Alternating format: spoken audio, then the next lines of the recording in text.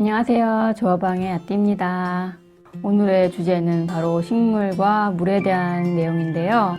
보통 식물 키우는 법에 대해서 알아볼 때 식물을 잘 키울 수 있는 법, 물을 잘 주는 법 이런 거에 대해서 나오잖아요. 근데 전 오히려 식물을 반대로 죽이는 법에 대한 것을 한번 알아볼까 합니다. 약간 반어법 같은 건데요.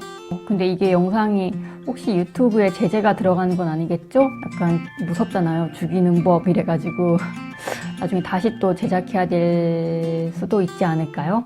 설마.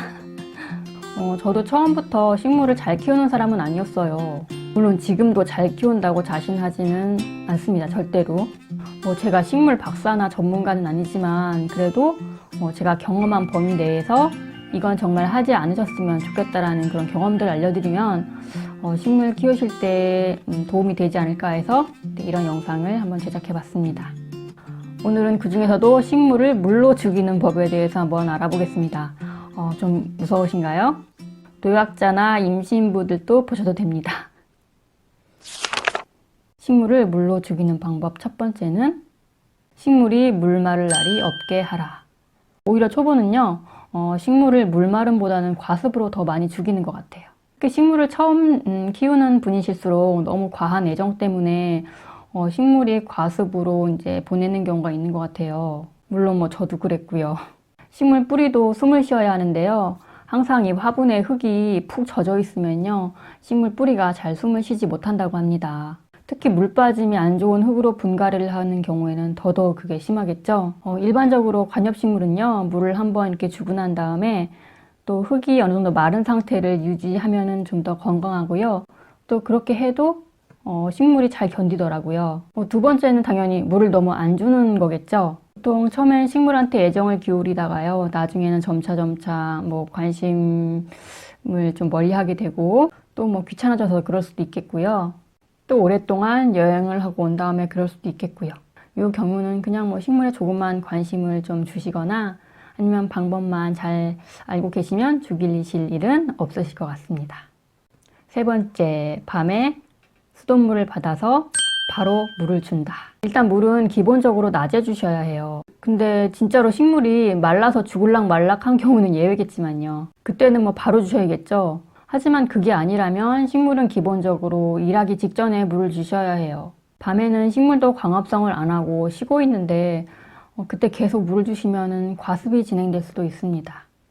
봄, 가을 같은 경우에는 보통 9시나 10시경, 그리고 여름에는요, 그것보다 한두 시간 좀 더 일찍, 그리고 겨울에는 그것보다 한두 시간 더 후에, 뒤에 이렇게 주시면 됩니다. 그리고 수돗물을 받아서 바로 주시면은 안 좋습니다. 물론 염소 같은 문제도 있겠지만 그보다 더 중요한 건 바로 온도예요. 의외로요, 수돗물이 되게 차가워요. 이걸 바로 그냥 식물한테 부어주게 되면은 식물이 냉해를 입을 수가 있습니다. 어린 식물일수록 뿌리가 약하기 때문에 더 그게 심할 거예요.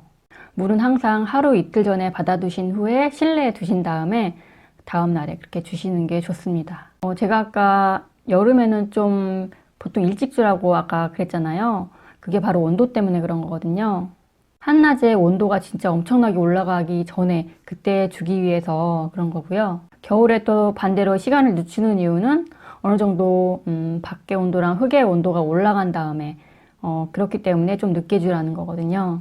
물로 식물을 죽이는 법 네 번째, 날짜를 정해놓고 물을 준다 입니다.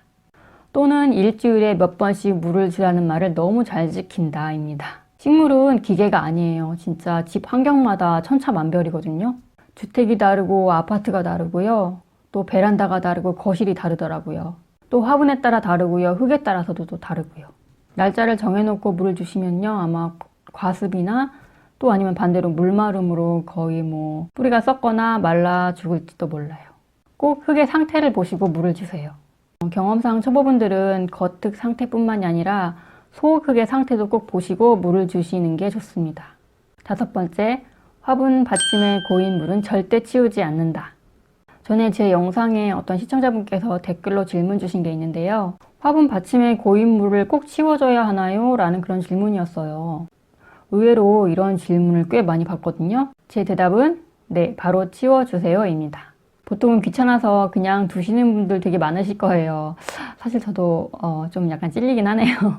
근데 그게 식물한테는 안 좋습니다. 왜 그러냐면요. 화분 밑에 구멍이 뚫려 있는 이유는 이게 물이 빠지는 구멍이기도 하지만 이 구멍이 바로 공기를 통하게 하는 역할도 합니다. 이렇게 이해하시면 쉬우실 거예요. 집에 환기를 시킬 때 창문을 한쪽만 열어놓는 상태랑 맞바람치게 이렇게 열어놓은 상태랑 어느 때가 더 환기가 잘 되죠? 양쪽으로 같이 열어놓으면 환기가 더 잘 되잖아요. 그런 원리라고 보시면 됩니다. 근데 그거를 이제 고인물이 막아놓고 있으니까 구멍을요? 그럼 당연히 통기성이 떨어지겠죠?